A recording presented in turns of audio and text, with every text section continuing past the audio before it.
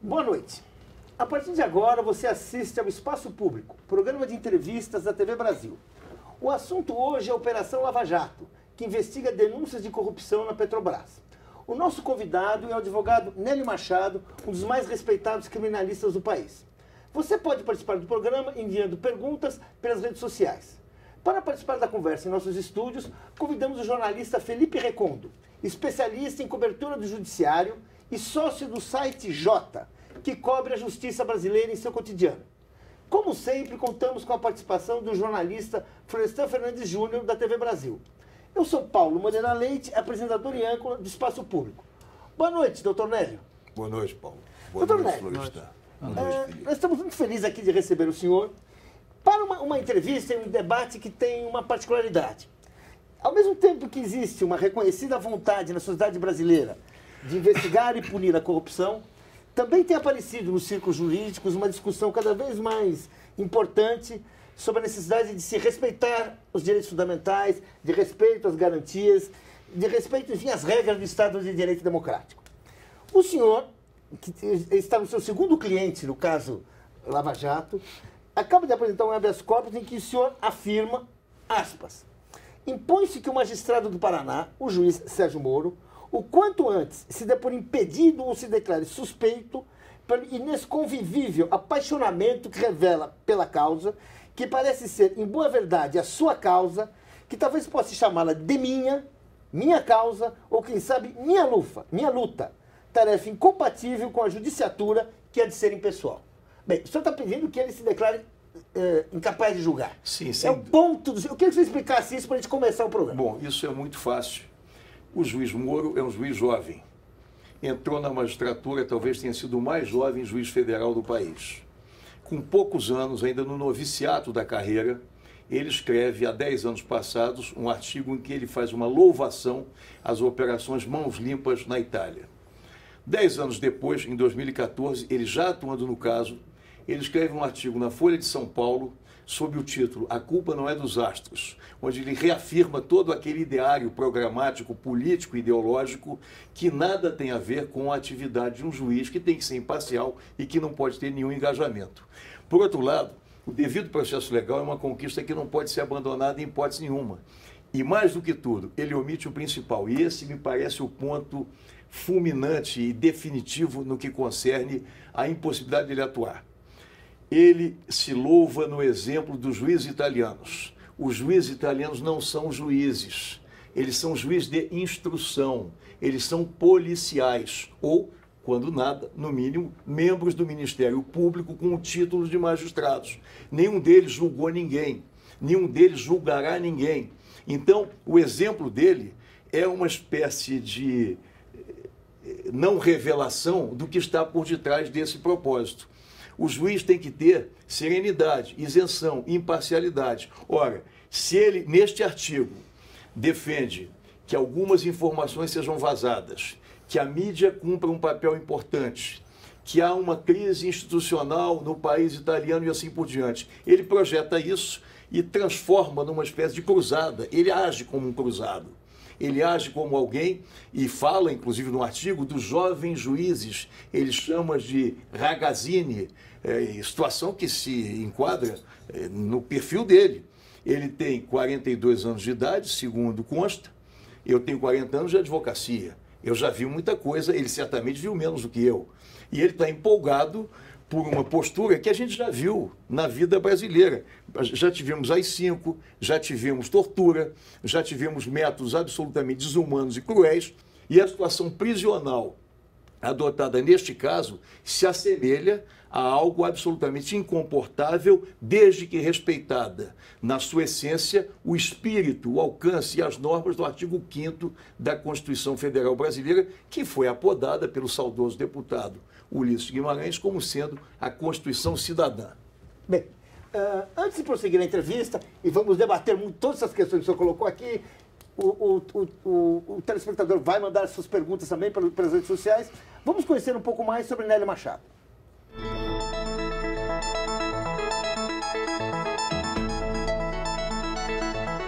Nélio Nélio Roberto Seidel Machado formou-se em Direito pela Universidade Estadual da Guanabara em 1974 e, naquele período, defendia estudantes acusados de atos subversivos pela ditadura militar.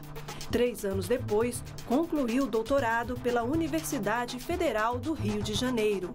Especializado em advocacia criminal e direito econômico, é autor de 2 livros, Liberdade, Liberdade, Habeas Corpus sobre nós e O Devido Processo Legal e sua eficácia nos tribunais. Aos 63 anos, Nélio Machado é um advogado conhecido pela defesa de direitos individuais em casos de grande repercussão política. Em 2007, apresentou 2 habeas corpus que permitiram a soltura do banqueiro Daniel Dantas, preso pela acusação de tentar subornar Protógenes Queiroz, delegado da Polícia Federal. Em 2012, fez a defesa do governador do Rio de Janeiro, Antony Garotinho. No ano passado, ganhou uma causa favorável a José Roberto Arruda, ex-governador do Distrito Federal. Também assumiu a defesa de Paulo Roberto Costa, ex-diretor de abastecimento da Petrobras, acusado de participar do esquema de lavagem de dinheiro na empresa. Abandonou a defesa do cliente por não aceitar o acordo de delação premiada feito entre Costa e a Justiça. E em 2015, Nélio Machado assumiu a defesa de Fernando Soares, acusado de receber propinas nas investigações da Operação Lava Jato, que apura denúncias de corrupção na Petrobras.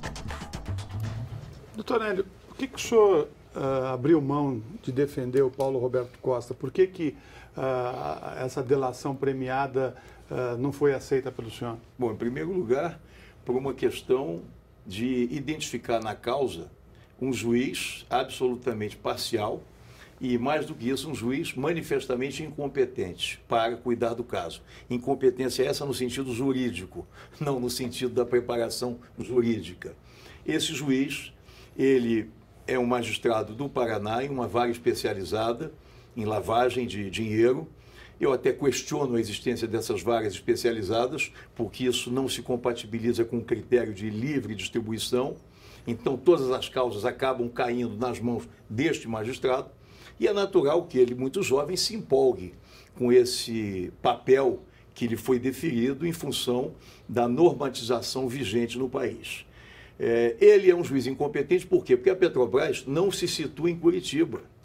Ele é incompetente porque a investigação sobre Abreu Lima, ela devia se dar no estado de Pernambuco. O assunto de Pasadena, que não corresponde a nenhuma acusação formal, é tema que se deu nos Estados Unidos. Os negócios que teriam sido celebrados pelo Paulo Roberto Costa se deram na sua empresa de nome Costa Global, sediada no Rio de Janeiro.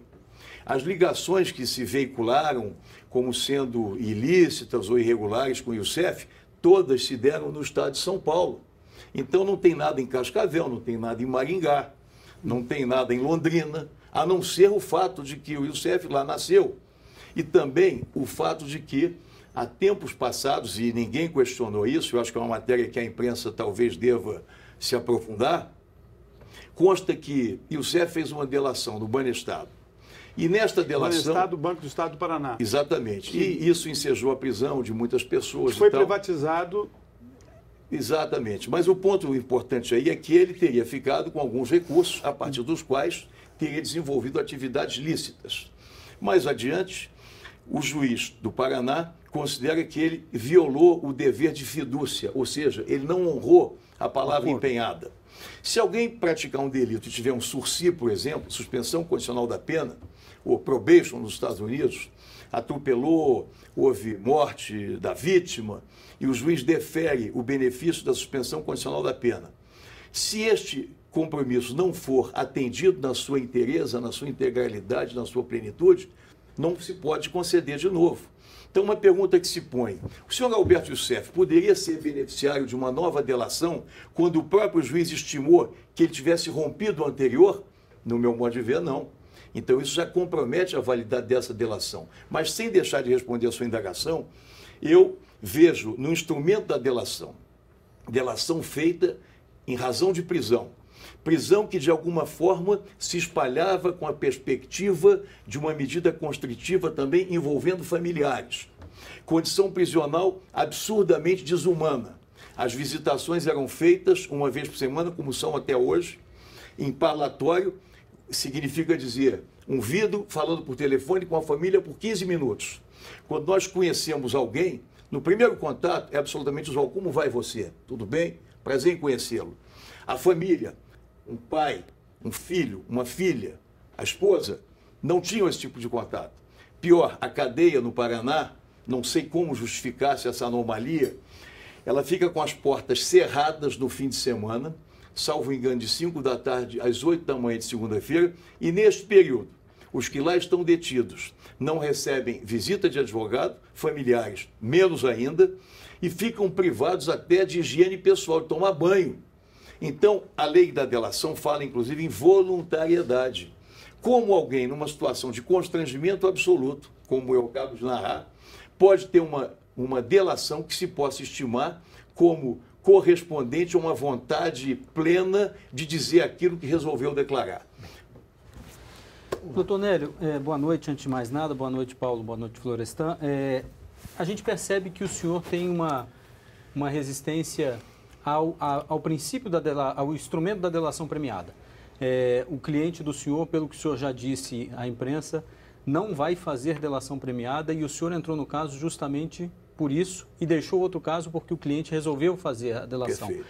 Por que resistir a esse instrumento novo se ele pode beneficiar de alguma forma a persecução penal, a punição de pessoas acusadas de corrupção? Bom, em primeiro lugar, que a delação, como eu disse há pouco, ela pressupõe vontade, deliberação, como se houvesse um arrependimento efetivo. O Código Penal conhece o chamado arrependimento eficaz, desistência voluntária. Posso praticar um crime, não desejo fazê-lo, interrompo a minha ação no meio. A lei contempla um benefício em razão disso. Fiz algo errado, estou arrependido, então quero, por razões tais ou quais, motivos religiosos, motivos ideológicos, motivos de superação de um caminho não reto, não compatível com as normas de convívio social, então a pessoa vai e diz, olha, eu não quero mais. E, em contrapartida, desejo também, em face disso, que o tratamento que me seja ministrado pelo Poder Judiciário considere essa minha redenção. Há um professor que é autor do Código Penal, tive o privilégio de ser aluno dele, o professor Roberto Lira, fez com Nelson Bril o Código Penal ainda em vigor. Ele dizia assim, mesmo o pior facínora carrega em si mesmo a centelha da sua redenção. Então, a ideia da delação tem que ter um componente que enobreça, que dê um conteúdo positivo e não aquilo que faz com que qualquer um de nós volte aos tempos dos bancos escolares. Imaginemos alguém que tenha jogado um giz pelas costas na professora. Quem jogou? Aquele que dissesse, ele seria talvez amaldiçoado pelo resto dos seus dias, porque seria uma conduta absolutamente incompatível com os valores positivos de uma sociedade que não gosta do denuncismo. O nazismo que foi, ele é judeu, ele é cigano. Então, esse instrumento de dedurar é algo que não torna a sociedade mais aperfeiçoada. O Estado tem que dispor de meios eficazes de apuração, tem que se submeter ao devido processo legal, há técnicas diversas, hoje em dia, cada vez mais apuradas, e o caminho da delação é o caminho da preguiça, é o caminho da investigação. Mas, eu vou fazer, desculpa interrompê-lo, estou aceitando tudo isso, vou fazer uma pergunta. Mas não acaba funcionando? Não acaba chegando aos culpados? Por que é errado? Vamos lá. Primeiro, o que é o culpado? Né? Já é um conceito problemático. Mesmo nessa causa, há discussões diversas, versões que dizem que o que havia seria uma espécie de exigência, outros que falam o oposto. Não me importa o que digam ou deixem de dizer. O que interessa é que a punição eventual decorra do esgotamento do direito de defesa na sua plenitude. Quando você vai à delação, de acordo com a normatização existente no país, você abdica do direito de se defender. Então você se agacha, você presta vassalagem ao órgão de acusação, o juiz deixa de ser magistrado, porque coparticipa, essa história de homologação é recente, até 2013 isso não existia, havia uma conversa entre acusador e acusado, como nos Estados Unidos se tem o Instituto da Barganha, mas não com a intervenção direta do magistrado. Isso é que é grave. Na minha opinião, o que mais afronta esse instituto é a participação de um magistrado. E também o abandono das normas fundamentais correspondentes a cláusulas que a Constituição diz que são imutáveis, usa essa expressão cláusulas pétreas. Você não pode abdicar do direito de defesa, é irrenunciável, é inalienável, é impostergável. Então a delação, ela tem como premissa, olha, diga-me tudo e, mais do que isso, abdique de qualquer defesa. Não recorra, não se insurja, não me comprometa, não me atrapalhe, você tem que ser um colaborador da justiça. Só uma questão que me deixa intrigado. Quando essa delação premiada, ou parte dela, vaza para a imprensa, porque, na realidade, essa delação ela deveria estar fechada em sigilo, inclusive para não prejudicar o processo. Perfeito. Tá certo? Porque no momento que eu torno público, outras pessoas sabem como agir. Claro. Então, de que maneira uma denúncia dessa, sendo publicada num órgão de imprensa, vai contra todo o processo? Olha, ou contamina todo o processo? Bom, eu acho que contamina. Eu acho que essa delação feita dessa forma, há um dado muito mais grave do que esse que você acaba de declinar.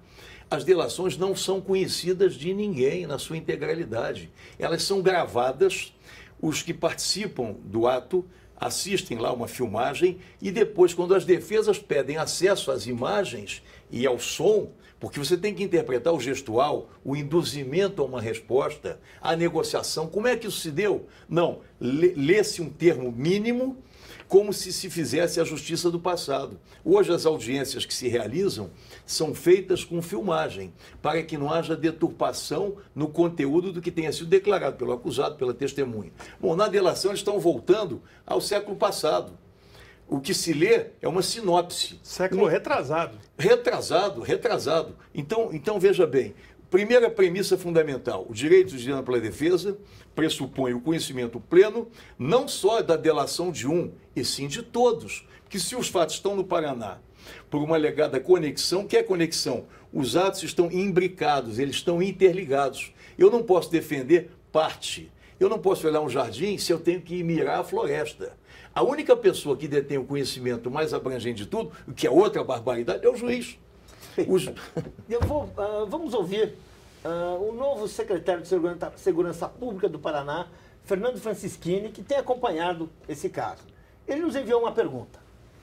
Queria comentar com o Dr. Nélio Machado que eu li um artigo dele chamado Como Julgar Galinhas, ou Vamos Julgar as Galinhas, em que ele faz críticas duras ao atual sistema que muitos juízes usam no julgamento desses casos polêmicos. E o Dr. Nélio foi advogado do Mensalão, advogado também na questão da Petrobras. Eu sou um dos autores da CPMI da Petrobras. Eu queria ouvir do Dr. Nélio. Aquela é uma dica direta para o Dr. Sérgio Moro e para o ministro Joaquim Barbosa, agora aposentado. Ele acha que eles estão julgando errado? Ou como a opinião pública brasileira inteira, que apoia a ação desses dois magistrados contra a corrupção? Os dois estão certos ou estão errados, doutor Nélio? Bom, em primeiro lugar, eu acho que certo está quem observe o devido processo legal. Quando não se observa o devido processo legal, há um erro, seja de quem for, promotor, advogado ou juiz. No Mensalão eu não atuei, eu não tive nenhuma atuação no caso que corresponde à ação penal 470. Em relação a levar a CPI, de fato, eu levei já mais de um cliente em depoimentos da CPI. O problema é que a opinião pública não pode pautar a decisão judiciária. O juiz ele tem que ter um compromisso com a legalidade, com a prova colhida sob o crivo do contraditório, garantindo-se a ampla defesa. E não é um espetáculo midiático. Quer dizer, na medida em que haja uma pressão, o ministro Joaquim Barbosa teve voto vencedor, teve voto vencido. O outro episódio em que eu atuei, o episódio da Operação Satyagraha, a operação foi totalmente anulada porque havia um conciliábulo entre o juiz na época, o Dr. Fausto de Santos, com a participação do Ministério Público e do delegado Protógenes, que acabou sendo punido de modo exemplar pelo Supremo Tribunal Federal, pelo descomedimento e pelos excessos. Então, eu, na verdade, eu não me coloco numa posição de dono da verdade, eu não sou. Eu sou um auxiliar da Justiça na conformidade do texto constitucional, artigo 133 do Código Penal. que coloca a defesa junto do Ministério Público no artigo 129. Mas a realidade é distinta. O Ministério Público sabe tudo, o juiz sabe tudo, a polícia sabe tudo e o advogado sabe muito pouco. O advogado está aí para ajudar os poderosos. O né? advogado, e aí vem a delação. O que a delação é? É você se agachar, é você se submeter, é você se subordinar. E no caso do Paraná, com todo respeito ao secretário parlamentar, com vida que eu próprio acompanho, na realidade, não é possível que o caso Petrobras tramite no estado do Paraná. O juiz Sérgio Moro é incompetente. O artigo é um artigo em resposta, sim, ao artigo publicado pelo magistrado, em que ele, sob o título A Culpa Não É dos Astros, ele, juiz, atuando no caso concreto, faz uma apologia de punição e reitera, repristina um artigo anterior de 10 anos atrás, no qual ele sustenta a conveniência dos vazamentos, a publicidade, o engajamento do povo. Se o povo for julgar, talvez, muitas das vezes, vai enforcar em praça pública. Justiça, o Dom João VI já dizia, tem que ser feita com vagar e sossego. Ela tem que ser feita com cautela. Não pode haver a turba ensandecida à conta de um discurso, como disse o ministro Eros Grau no julgamento do habeas corpus 95.009, se não me falha a memória, da Operação Satyagraha. Ele diz assim, bom, eu já conheço a sua vida, já escutei os seus telefonemas, sei das suas famílias, dos seus pecados, dos seus pecadilhos, dos seus erros, e eu estou convencido absolutamente da sua culpa. Mas agora eu vou lhe dar uma chance de, em 5 minutos ou 10, eu vou lhe interrogar e, por favor, me prove que eu estou errado.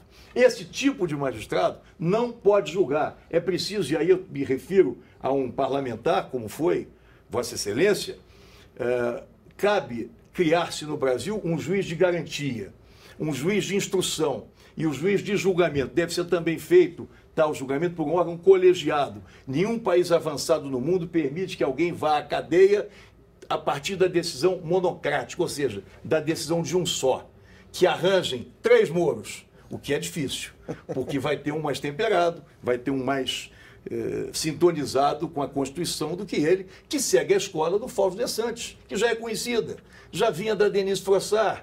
Eu atuei nesse caso também no Rio de Janeiro. Quer dizer, juízes que apostam na condenação a partir da pena antecipada desde o início da causa. Isso tem que acabar.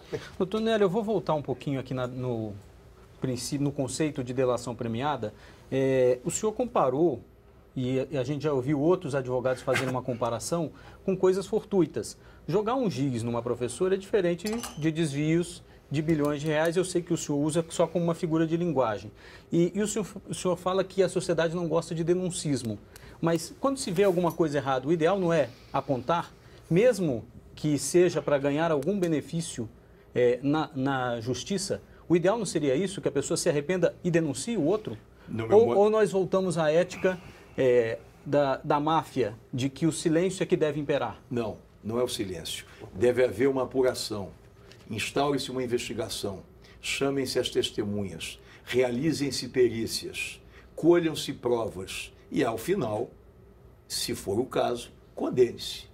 Essa é a regra do jogo. Vamos voltar a 1215. Começou lá. Antes disso até. Depois vem a Declaração Universal dos Direitos do Homem, de 1789. ONU, 1948. Constituição Cidadã, que presume a não culpabilidade. O que está acontecendo é a presunção de culpa, por pior que seja o crime.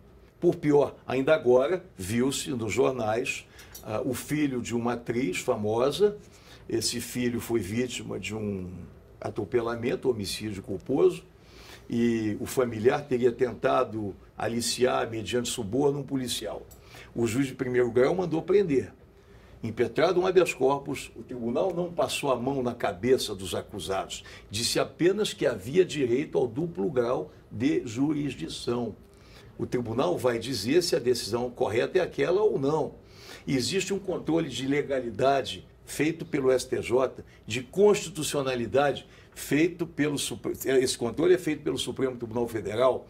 Se a gente caminhar nesse rumo, os que fizeram o golpe de 64 achavam legítimo torturar. Qual era a filosofia? Tem que torturar para que a informação seja alcançada o quanto antes. A partir daí, uma outra prisão, e aí cai a VPR. em que militou a nossa presidente da República, não é? Mas o senhor compara a prisão preventiva à ditadura militar, mas a prisão preventiva não é um instrumento exatamente para garantir a investigação, a não ser... Não, absolutamente. A prisão preventiva é um instrumento para impedir que alguém, em sendo investigado, prejudique a investigação, destruindo prova. Mas comparar com ditadura militar não é um pouco demais? Acho que não. Olha, eu não vou dizer que eu tenho saudade da ditadura militar, que é um absurdo. Mas como advogado posso dizer, o clima para atuação, eu comecei com 26 anos, 24, 25, como o juiz Moro. Eu estava defendendo sequestro de embaixador. Alex Polar de Alverga, José Roberto Rezende, sequestro de embaixador suíço, sequestro de embaixador alemão. Nessa época, quando o processo chegava na justiça, via-se tudo, não se escondia nada. Não se escondia absolutamente coisa nenhuma. E o que ocorre hoje é que, a partir dessa parafernália do mundo virtual, nenhum advogado deste caso conhece o caso. Tem 90 e tantos inquéritos. Como a gente vai conhecer isso? E a Petrobras é no Rio de Janeiro, eu repito, enfatizo esse ponto, nada justifica isso. E a delação premiada é um dos instrumentos que se resolveu adotar no país não faz muito tempo, é um instituto novo, mas que não supre, e a própria lei diz que a delação por si só não vale. E ela tem que ter um componente que, no caso, inexiste. Olhando com olhos de ver e sem vontade de uma condenação exemplar, à margem das garantias, ela é algo que fica forcejando no sentido de obter-se uma delação. E com isso abdica-se da prova, que é o ônus da acusação. Quem tem que provar o fato é quem acusa e não quem se defende. O senhor falou do caso da Operação Mãos Limpas. Em que sentido ela se parece com essa operação do juiz Moro no Brasil? Havia delação premiada na Itália? Era feito da mesma maneira? Se prendia, deixava a pessoa presa meses incomunicável? Bom, a Operação Mãos Limpas teve uma repercussão muito grande, tinha como alvo principal a máfia, e muitas daquelas medidas acabaram sendo anuladas adiante pelos juízes que julgam, não pelos juízes que fazem apuração. Não há paralelo também. São situações absolutamente dessemelhantes. E, por outro lado, no mínimo, tem que se respeitar a lei. Nos Estados Unidos, qualquer causa até civil é julgada pelo júri. Aqui só homicídio, praticamente. Então, o júri é bom, vamos fazer para tudo. Cada país tem a sua história, tem o seu componente de evolução. Então, no passado, no próprio país, o júri começou a acabar no Brasil muito a partir da legislação do Estado Novo. Já se julgou no júri crime contra a economia popular. Então, o que eu defendo, na verdade, eu não sou advogado, eu sou um defensor de princípios. Eu penso que a lei, ela deve ser um escudo de proteção para vocês, para mim, para os nossos desafetos também, se é que a gente tem algum. A gente pode ter, sabendo ou não sabendo. Não sei se o juiz vai me interpretar mal, eu não tenho nada contra ele em termos pessoais, mas tenho tudo contra ele na condição de magistrado que é inclinado. O padre Antônio Vieira tinha uma frase: Deus nos livre dos juízes inclinados. Para onde vai a inclinação, lá vai a sentença. Vamos fazer um rápido intervalo, mas voltamos em instantes com o advogado criminalista Nélio Machado. Você participa do programa enviando mensagens pelas redes sociais. Não saia daí. O Espaço Público está de volta e hoje discute a Operação Lava Jato com o advogado Nélio Machado. Nós ouvimos o criminalista Fábio Tofik Simantov, que nos enviou uma pergunta. Vamos ouvir. Nélio, a história brasileira e mundial está repleta de exemplos de personagens que, sob o pretexto de combater o mal, sob o pretexto de fazer o bem, cometeram inúmeras atrocidades, violaram direitos e garantias individuais. A Operação Lava Jato está sendo conduzida com mão de ferro, mas já não dá mais para esconder toda a sorte de ilegalidades que foram praticadas para que ela pudesse chegar até onde chegou. A competência do juízo curitibano foi forjada artificialmente para que o caso permanecesse lá a qualquer custo, prisões foram decretadas para extorquir confissões. Basta ver que quem delatou está solto, exceto, claro, o Alberto Youssef, que já está na segunda delação, e é um useiro e vezeiro em delatar, fazer acordos e depois descumpri-los, com a condescendência do próprio juízo curitibano. Então, a minha pergunta, Nélio, é Como que nós podemos fazer para combater a corrupção no país sem precisar delegar poderes para falsos heróis que, sob o pretexto de fazer o bem, acabam violando direitos, e heróis esses que tão mal têm feito para a história do país? Bom, o Fábio falou melhor do que eu falaria. Então, em primeiro lugar, eu começo endossando todas as palavras. O Fábio é um grande advogado, uma pessoa que eu admiro o trabalho já há algum tempo, e eu acho que o que a gente tem que fazer é o que já se fez. O Sobral Pinto dizia: a advocacia não é profissão para covardes, e nenhum receio de cair em popularidade, diz o nosso mandamento da profissão, deterá o advogado no cumprimento do seu dever fundamental. Os juízes que se colocam como combatentes da criminalidade não são juízes. Quem combate a criminalidade é a polícia na rua, é o Ministério Público denunciando. O juiz não. O juiz tem que ficar neutro, equidistante, desapaixonado, tem que ter fotofobia, como eu escrevi no artigo que foi publicado pela Folha. Vamos julgar galinhas, o sentido é simbólico, porque julgar galinha é fácil, julgar ser humano é mais complicado. Então, tem que haver uma introspecção maior. O juiz, por exemplo, Moro, ele endossa um acordo de delação premiado em que o senhor Youssef vai receber 2% do que for arrecadado em função do que ele está declarando. Então vai ser uma lavagem de recursos com chancela judicial.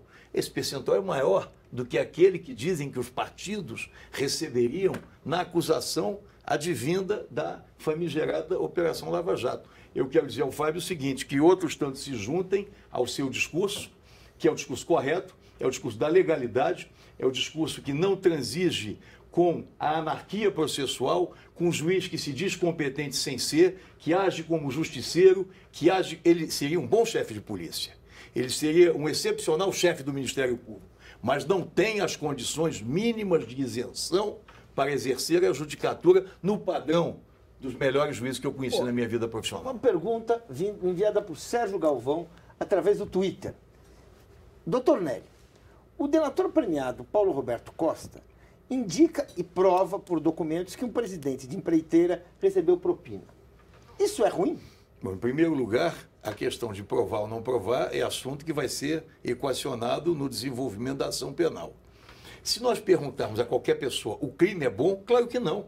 Alguém aprova a violência urbana? Claro que não. A violência institucional? Não. A tortura? Não. Então, confundem o papel do advogado. O advogado não é, e nós podemos, na defesa dos nossos constituintes, até reconhecer eventual culpa.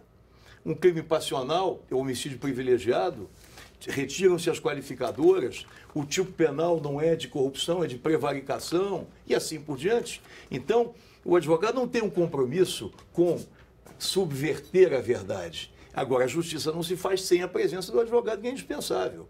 Então, bom no sentido de apurar, pode ser que seja. Agora, bom será se o processo for regido, regulado e o juiz for efetivamente um garantidor dos princípios básicos que são uma condição de validade para a própria ação penal. Fora disso, vamos botar, uma vez eu defendi um réu acusado de homicídio contra a sua ex-mulher. E as feministas fizeram uma grande manifestação. E o réu foi ao julgamento preso. E tinham bandeirolas e várias frases duras. E eu disse ao juiz presidente, vamos interromper o julgamento, distribuir tacapes e chicotes e pedras, vamos apedrejá-lo e vamos acabar com o julgamento. É isso que a sociedade quer? Não. A pena, inclusive, já dizia o Beccaria, em 1700 e alguma coisa, no seu opúsculo dos delitos das penas, as penas têm que ser proporcionais. Elas têm que ser equilibradas, elas têm que ter alguma finalidade. Não é o castigo pelo castigo, tem que ser algo que melhore a sociedade. E não se vai melhorar a sociedade com essa justiça feita a toque de caixa, com um juiz que, na verdade, tem a mão pesada. Há juiz mão pesada. E quem diz não sou eu. O maior processualista brasileiro, Hélio Tornag, na sua defesa de tese, há muitos anos atrás, mais de 50 anos, ele dizia que Deus nos livre também, como dizia o Padre Vieira, dos juízes mão pesada, porque um quase ódio lhe rói as entranhas. Ele não enxerga, ele não vê, ele não questiona. Então, eu desejo juízes que sejam o padrão de um Hermes Lima, de um Vitor Nunes Leal, de um Xavier de Albuquerque, magistrados que efetivamente tenham Hahnemann Guimarães, juízes, e o Supremo está acima de qualquer tipo de injunção. O Supremo não deve nenhuma satisfação a não ser a Constituição da República e a eficácia de suas garantias fundamentais. Você acha que o Supremo deveria intervir mais nesse caso? Já deveria estar demorando? E o senhor diz que o juiz Sérgio Moro está cometendo algumas arbitrariedades e os senhores já recorreram a outros tribunais e não houve nenhuma correção de rumos até agora. O que há, então? Toda a justiça brasileira tem sido conivente, omissa? Não, o Supremo Tribunal Federal, a rigor, não jogou nada até agora. Tem uma liminar concedida em favor de um ex-diretor, nada além disso. No mais, invocou-se uma súmula que diz que tem que haver o esgotamento do tribunal anterior, uma apreciação de um órgão colegiado, para que só depois o Supremo delibere. Salvo em situações absolutamente excepcionais, na valoração personalíssima do relator, é que se pode antecipar esse juízo de valor. Eu tenho a intuição, eu não posso fazer saque sobre a consciência dos tribunais, não tenho bola de cristal, mas eu acho pouco provável que o Supremo Tribunal Federal, diante das suas tradições de legalidade, de respeito absoluto à Constituição, que não vá corrigir os excessos praticados e são notórios pelo juiz federal do Paraná, o jovem magistrado Sérgio Moro, cujas boas intenções não bastam. As boas intenções têm que se alicerçar, têm que se respaldar, têm que ter arrimo na lei e respeito à Constituição, o que não ocorre lá. O senhor não acha que a seletividade aí das denúncias, principalmente envolvendo o nome de partidos, de políticos, demonstra também uma questão política nesse processo por parte do juiz? Ou não? Ou você acha que está... É muito difícil fazer uma afirmação categórica nesse sentido. Que existe intervenção política em todos os atos da vida? Sim. Que o próprio Supremo Tribunal Federal ou qualquer tribunal tem uma valoração política, não no sentido político partidário. O Carrara, que foi também outro monstro do direito penal, ele dizia, o Evaristo Moraes, um dos mais notáveis advogados do país, defendeu o presidente Collor, sendo dele adversário político. Ele dizia, citando Carrara em julgamentos políticos, dos quais eu participei, tive esse privilégio, ele dizia que quando a política invade o templo da justiça, não existe mais justiça. Não há como. É inconciliável o papel de uma com outra. Então ele expulsava, do ponto de vista figurado, ele começava a defesa mostrando a política entrando, com os canhões, as baionetas, e depois a força da lei prevalecendo, expulsando-se, como já se expulsaram os vendilhões do templo, ele expulsava do palco da justiça essas interferências indevidas que só fazem desconstruir o que deva ser uma prestação jurisdicional correta. Doutor Nélio, desculpe, Florestan. Doutor Nélio, o senhor falou agora de força política e que ela não deve interferir. O cliente do senhor é apontado como uma espécie de lobista do PMDB, partido que tem o presidente da Câmara e do Senado. Certo. Essa força política não vai interferir.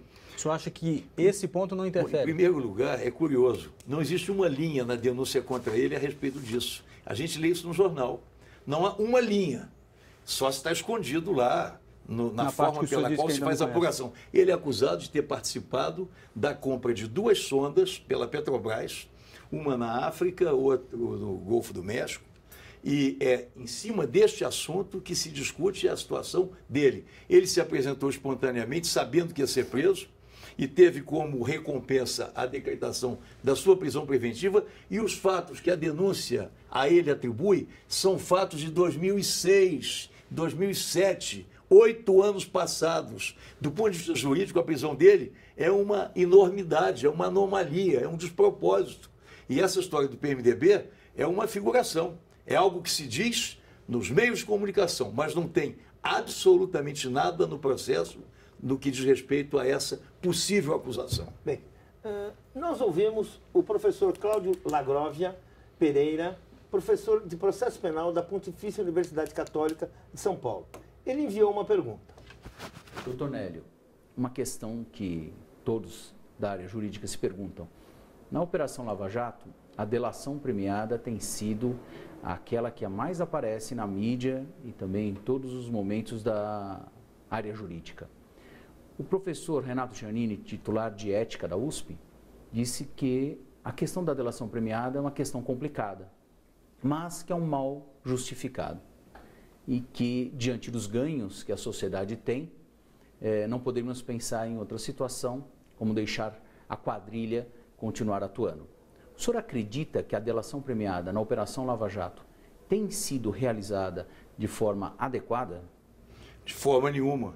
A delação premiada está toda contaminada, não se conhece a extensão da delação premiada, surgem pedaços que são veiculados por um critério seletivo, e aí entra o Ministério Público. E nesse caso, por exemplo, me causou espécie. Eu nunca vi na minha vida um procurador-geral, doutor Janot, sair da capital da República e fazer uma entrevista coletiva com os autores da denúncia, com PowerPoint, mostrando um dos autores da denúncia, transformado isso num espetáculo, uma coisa completamente inédita na realidade brasileira. E a delação, se aceita, na ótica de um possível benefício, no mínimo, ela tinha que ser espontânea, voluntária e não extorquida. Essas delações foram extorquidas. Os que a fizeram para livrar-se da cadeia. E outros fizeram para não ir ao cárcere. Onde há voluntariedade nisso? Não há voluntariedade de forma nenhuma. Então, acho que todas são nulas. Há de ter coragem para reconhecer isso. Há de ter independência. Porque, o professor Zaffaroni, ministro, juiz da Suprema Corte Argentina, talvez o maior penalista da América Latina, ele uma vez disse exatamente o seguinte: dizem que o processo, se chegar ao seu termo final sem condenar, foi um fracasso. Diz, não. O processo é exatamente a forma pela qual o mundo civilizado chega a um resultado. Se o resultado for de absolvição, muito bem. Se for de condenação, perfeito. Agora, o que não se pode é colocar um barco à vela já inclinado num determinado norte, numa determinada direção, como se não pudesse cambar para o lado oposto, desde que a prova assim recomende. O senhor fala muito em coragem e covardia. E quando a gente vê a história da Mãos Limpas, a gente vê os documentos que existem sobre a Operação Mãos Limpas, a gente vê que o papel da imprensa é sempre ressaltado. A aliança da imprensa com a Justiça, com o Judiciário, com o Ministério Público. A imprensa trabalhando, vazando, não é? De certa maneira, a imprensa ela também contribui para inocular um pouco de covardia nas instituições, de dar às pessoas que divergem um certo medo de ser apontados como dissidentes, como muitos já foram nos últimos anos. Olha, eu invocaria uma publicação em O Globo do Joaquim Falcão, que hoje é diretor da Fundação Getúlio Vargas, um advogado, um estudioso completo, e ele escreveu um texto que eu já me socorri dele para defender alguns casos rumorosos, e ele diz assim: imprensa não é justiça, repórter não é juiz e editor não é desembargador. O ministro, se a gente quiser atualizar, considerando aí a nossa Suprema Corte. A imprensa é fundamental, evidente. Agora, a imprensa... Há um outro caso também rumoroso no Rio de Janeiro, em que havia muita imprensa e eu defendia um réu polêmico, uma figura já, digamos assim, demonizada como figura mefistofélica pela mídia, e não havia prova nenhuma. Era uma história de contabilidade, de contravenção e tal, e o personagem em questão aparecia na coluna de doador e de destinatário de recursos. Eu perguntei ao meu adversário na época, depois tornou-se ministro do STJ, ministro Carvalhido, era o procurador com quem eu me defrontava: doutor Carvalhido, qual é o réu que eu defendo? O que doa recursos ou o que recebe? Essa resposta é ônus da acusação. Resultado do julgamento. Tinha telão passando o julgamento. E ainda disse: o jornal vai colocar a manchete, mas não vai fundamentar o acórdão, como é dever do magistrado. Resumo dessa história: absolvido por 23 votos a 1, porque não havia prova. Há episódios, se for contar, a gente vai ficar mais uma hora aqui. Um episódio de corrupção no tempo da ditadura militar, envolvendo intendentes do Exército, em que um determinado general, que foi comandante do primeiro Exército, general José Pinto, muito severo, 30 minutos para a defesa e tal, acabou o tempo. Ele, então, no final, proclama um resultado absolutório. E quando todos festejam, ele diz: bom, eu quero dizer a todos o seguinte: eu inocentei porque a prova não me deu conforto para a minha consciência de soldado e de juiz.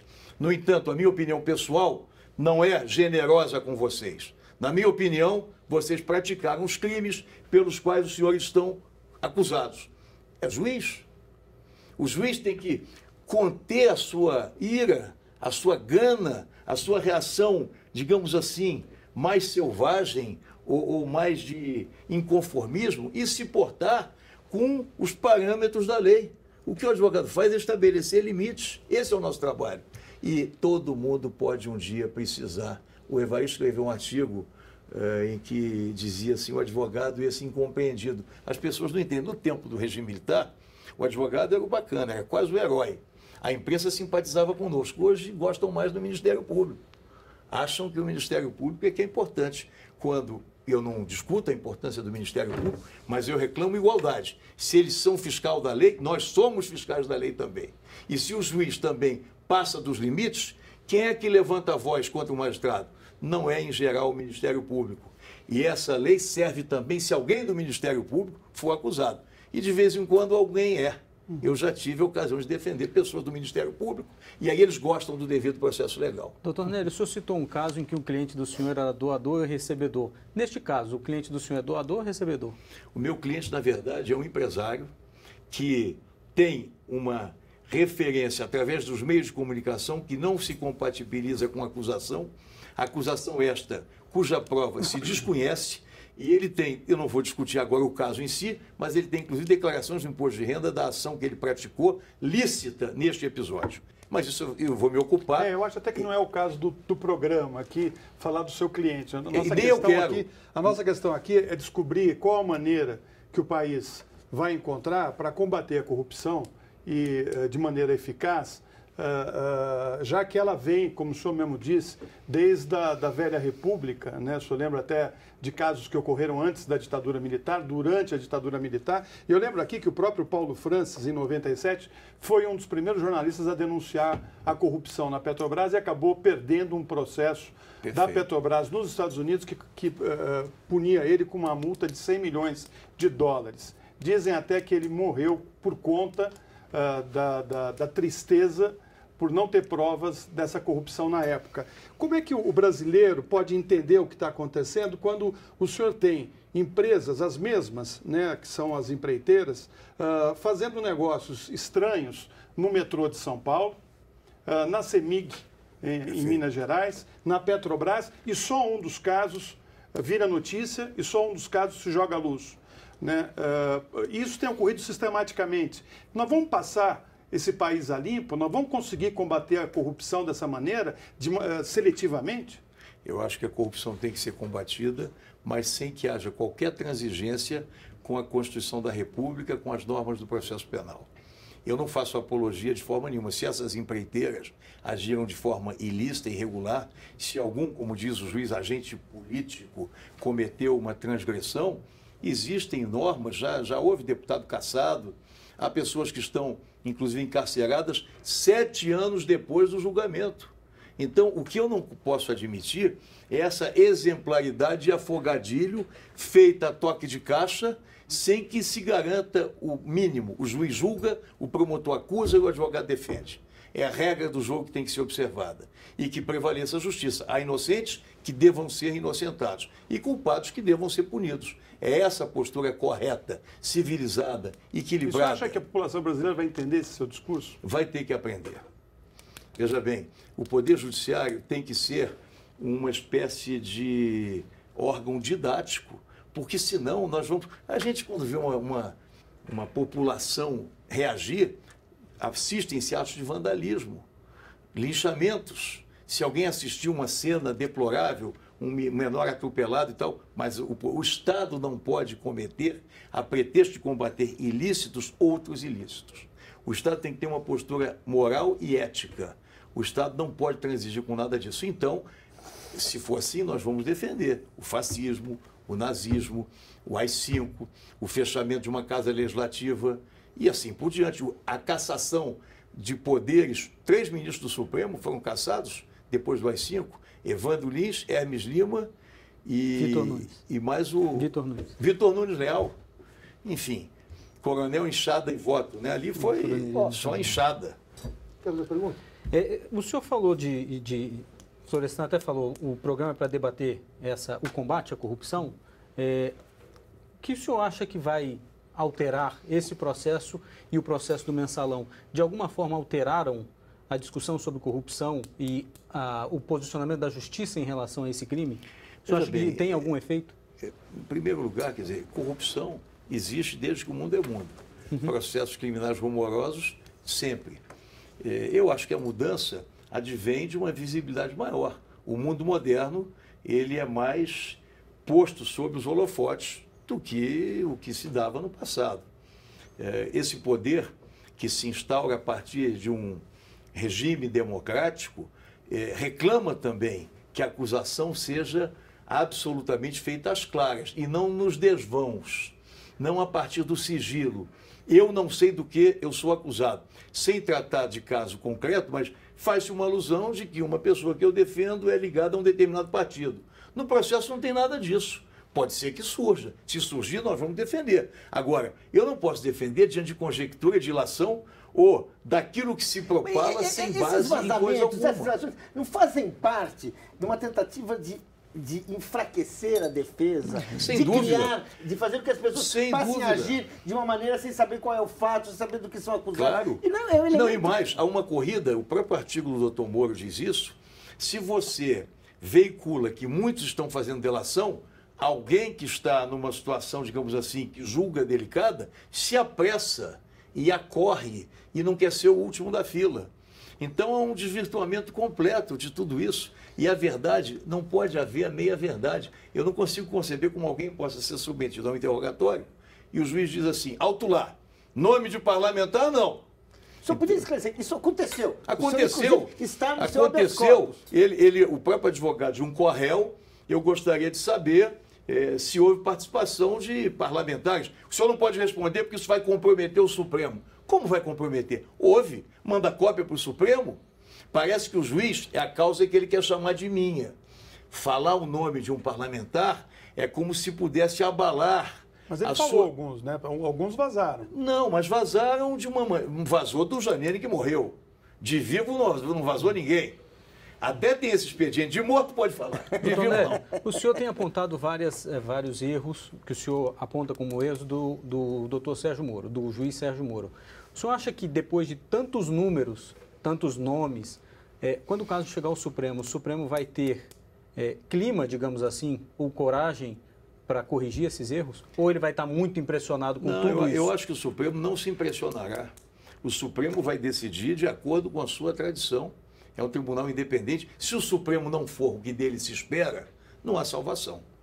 O senhor acha que o Supremo não se impressionou com o espetáculo mediático da Ação Penal 470? Pode ter se impressionado, porque o comando da Ação Penal 470 também, eu acho que levou mais tempo do que o necessário. A Ação Penal 470, o julgamento começava às 2 da tarde, parava no lanche e terminava antes do Jornal Nacional. Exatamente. Não é? Lamentavelmente foi assim. Eu já participei como advogado de julgamentos de centenas de réus, 80 réus, 40 réus. Se começar às 8 da manhã e terminar às 8 da noite, em 10, 15 dias acaba tudo. Então, decidiram também fazer o julgamento de uma forma estranha. Primeiro o juízo de culpa, depois o juízo de pena. Os juízes que absolviam não podiam votar na pena, como se o tribunal fosse cindido. Algumas anomalias, eu não estava ali, eu estou falando em termos opinativos e tal, mas é um julgamento que teve as suas falhas, as suas imperfeições, e inclusive, do ponto de vista do observador, isso pode estar estimulando também delações, um determinado réu condenado a uma pena muito elevada e outros a penas muito mais brandas. Então, isso estabeleceu uma espécie de receio. Afinal de contas, é melhor eu sucumbir, eu abdicar da minha defesa, porque eu não quero correr o risco de ser imolado. Mas tudo isso é algo que corresponde também a algo inédito. Ou seja, o Supremo não tinha experiência de julgar, julgou o Collor. Mas o julgamento do Collor foi um dia só. Começou cedo, acabou de madrugada. O Supremo não tem tido um critério muito claro sobre conexão. Conexão representaria, na minha ótica, mas eu sou vencido e eu não sou ministro, minha opinião não vale nada nesse sentido, eu acho que conexão estaria a reclamar um julgamento único. Como é que você faz uma prova, um pedaço cá, outro pedaço lá? Acaba sendo uma prova meia sola, quer dizer, uma prova que não é plena. E sobretudo, essas audiências, onde o juiz, não, peraí, não pode falar. Como não pode falar? Como se fosse um bedel tomando conta de uma turma de estudantes. Não, não pode. Doutor Nélio, o senhor citou, desculpe interrompê-lo, mas o senhor citou o caso agora do mensalão e de um réu que pegou uma pena maior, Marcos Valério, que era tido como operador, e os políticos pegaram penas menores. E o senhor mesmo disse que isso pode estar acontecendo. É um efeito de mensalão? E outra coisa, por que os políticos nunca fazem delação? Porque eles, o operador, todos esses que estão fazendo delação são, em tese, fazendo uma comparação leve aqui, são os operadores, não os beneficiários. Bom, eu não posso entrar na mente de cada um dos personagens cogitados. As delações feitas até agora, eu não sei se políticos submetidos a essas condições desumanas, cruéis e degradantes, se não investiriam também, quem sabe até com inverdades, porque o comprometimento de uma figura exponencial pode representar, teoricamente, uma espécie de mitigação dos riscos que possam advir de uma ação penal. A pena que foi aplicada a esse personagem que você citou há pouco tem o caminho da revisão criminal.